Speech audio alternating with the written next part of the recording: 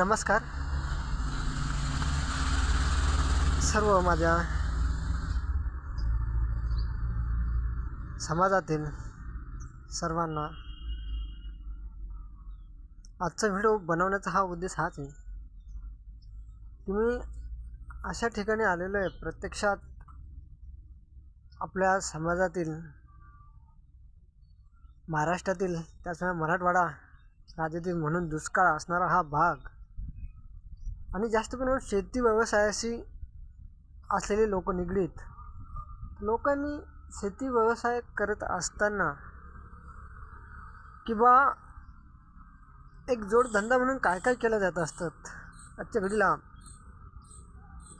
सर्वांच्या आशीर्वादानं मी सैन्यामध्ये ड्युटी करत असताना एक उत्तर भारत या ठिकाणी अशा एका युनिव्हर्सिटीमध्ये आलेलो आहे की त्या ठिकाणी इंटरनॅशनल लेवलचे काही अध्यापक लोक येत असतात आणि अशा युनिव्हर्सिटी की जी सरदार वल्लभभाई युनिव्हर्सिटी दिल्लीपासून 40 ते 45 किलोमीटर अंतरावर असणारी ही युनिव्हर्सिटी आणि या युनिव्हर्सिटीमधून एखाद्या व्यक्तीला जर दुग्ध व्यवसाय करायचा असल्यास त्या पद्धतीचे प्रशिक्षण या ठिकाणी दिलं जातं. आणि चला म्हटलं की दूध उत्पादन, कारण दूध ही अशी आवश्यकता आहे की जीवनामध्ये आपल्याला जीवन जगत असताना दुधापासून जे पोषक तत्व मिळतात ते भरपूर काही अशा प्रमाणात मिळतात. आणि ह्या जगाच्या पाठीमार कुठेतरी हा आपला भारत देश कृषीप्रधान देश असून मग ह्या देशाला तून आपण जास्त प्रमाणात दूध उत्पादनाची निर्यात कशी केली जाईल यासाठी शासनानं काही अशा सुविधा उपलब्ध केलेल्या असतात आपल्याला. आणि ते युनिव्हर्सिटी जे असतात मोठमोठे विद्यापीठं तर यांच्या थ्रू काही प्रशिक्षण दिलं जात असतं. तर मी असे एका ह्या प्रशिक्षणार्थी काहीतरी विचारपूस करून आणि कुठेतरी 2 शब्द समाजाला माझ्या माध्यमातून कुठेतरी शिकण्याला भेटावे आणि लोक कुठेतरी शिकून आपल्या स्वतःला आर्थिक भार लागून यासाठी मी आणि भविष्यात भरपूर काही अशा करिअरच्या सुविधा असतात. गावाकडे भरपूर असे मुलं बेरोजगारीचं प्रमाण वाढलेलं दिसून येतं, पण करणाऱ्याला भरपूर काही ह्या सुविधा आजच्या वेळेला सरकार पण खूप पाठिंबा देत असतं, फक्त करण्याची इच्छा असावी. म्हणून मी या ठिकाणी प्रत्यक्षात एक भेट देण्यासाठी आलेलो आहे. दिल्लीपासून असणारी मोदीपुरम या ठिकाणी हे एक छानसं असं आपलं युनिव्हर्सिटीमध्ये असणारे त्याने ह्या प्रयोगशाळांमध्ये काही गायी असतात, गिर गाईची जास्त प्रमाणात इथं दिसली मला. मग इथं कुठंतरी मग याच्यामध्ये मग ज्यावेळेस ते सेटअप केल्यानंतर आपण मग त्याप्रमाणे पशु उपचार कक्ष, त्याचप्रमाणे हे माझं मागं दिसते प्रयोग पशु शेड म्हणजे एक्सप्लोर आणि म्हणजे असं की या ठिकाणी ज्यांना किंवा त्यांचं ॲनिमलचं वेट करणं किंवा फील्ड लेबर्स म्हणजे त्यांना पशुखाद्य कसे द्यावं असे वेगवेगळ्या प्रकारचे या ठिकाणी ट्रेनिंग दिले असतात. आणि या इथं बघा गिर गाईचे असे छोटेसे काही लहान पिल्ले आपल्याला दिसत आहेत. आणि चला मी तुम्हाला एक वेळेस काही दाखवतो इथलं कसं असतात. त्या पद्धतीनं मी त्या सरांशी तसं बोलणार पण आहेत की या कोर्सच्या माध्यमातून तुम्ही काय काय शिकू शकणार आहे की नाही. चला या इथं काही विशिष्ट असं तुम्हाला दाखवण्याचा प्रयत्न करत असतो.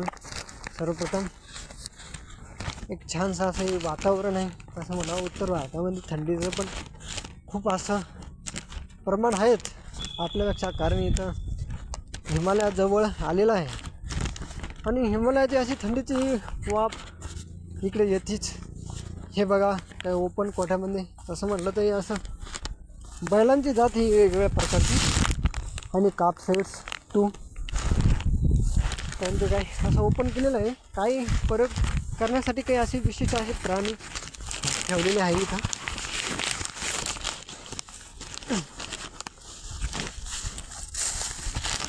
सर्व आपल्या साधं सेवन मला गिर गाईच्या हे बाप्पा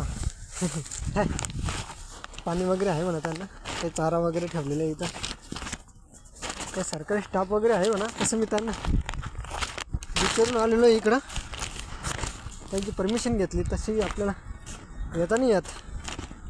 एक मोठे प्राध्यापक डॉक्टर सुनुक अग्रवाल म्हणून आहे, त्यांच्या थ्रू इथं हे व्हिजिट करायला मला आज चान्स भेटलेला आहे.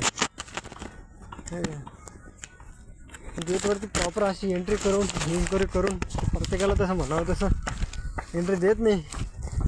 पण काय हे डिफेन्स स्टाफ असल्यामुळे त्यांना म्हटलं एवढ्या लांबून आलेलो आहे आणि काही आपल्या महाराष्ट्रातल्या लोकांना बा काहीतरी 2 शब्द माझ्याकडून देण्याची हीच ह्या पद्धतीने ठरवलं मी.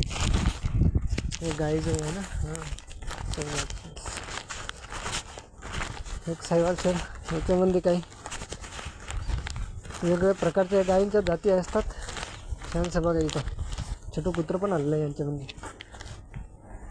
हे इथं म्हणजे 50 ते 60 अशा गायी हे या पद्धतीने ह्या लोक इथं रिसर्च करतात खूप मोठमोठं. म्हणजे असं मोजक्यात आणि 50 ते 60 गायीवरती प्रत्यक्षात इथं प्रयोग केला जातात आणि त्या पद्धतीनुसार ते विद्यार्थ्यांना ट्रेन करत असतात. हे छोटेसे किल्ले. हॅलो, काय चाललं पाटील?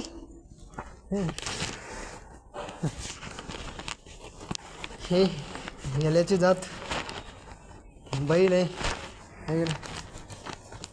ह्या गाई तसं हे बघा इथं सकाळ संध्याकाळ असं एकदम नवी स्वच्छता ठेवतात ते.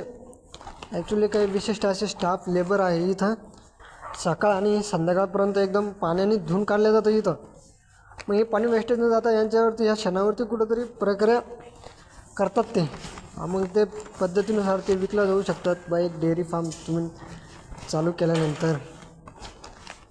हे बघा किती छानसं एकदम ह्या गाई माझ्याकडे एकदम प्रेमानं बघतात. एका साईडला त्यांनी असं विशिष्ट ठेवलेलं आहे की बा 20 ते 25 गाई मळू शकतात. त्यामुळे यांचं दूध देण्याची क्षमता पण भरपूर काही अशा प्रमाणात आहे. काही म्हशी पण ठेवलेली आहे बघा इथं. मला असं प्रसन्न होऊन गेलं हो. ह्या पशुपालनामध्ये ज्यावेळेस आपण गुंततो ना, त्यांच्यापासून खरंच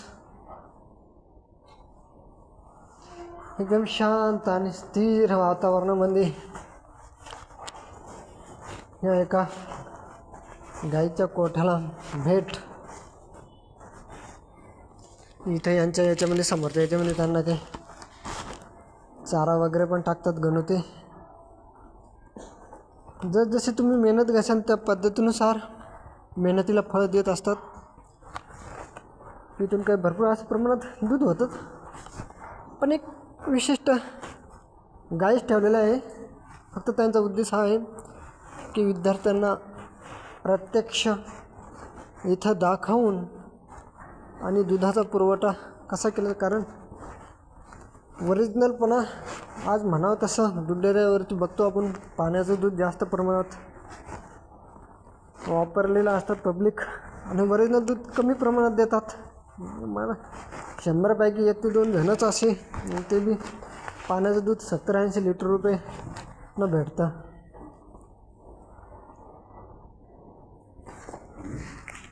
चालेल, सर्वांना हाच उद्देश आहे काहीतरी बा शिकावं या दुनियामध्ये आलेल्या. आणि एक फेरफटका होता माझा एका दूध डेअरीसाठी. तसं मी एन्क्वायरी करणारच प्रत्यक्षात त्या विद्यापीठामध्ये आलेलो आहे. त्या सरांना पण भेटतो. मग काय काय असतात करिअरचं स्कोप काय आहे दूध या व्यवसायातून. ओके, धन्यवाद मित्रांनो.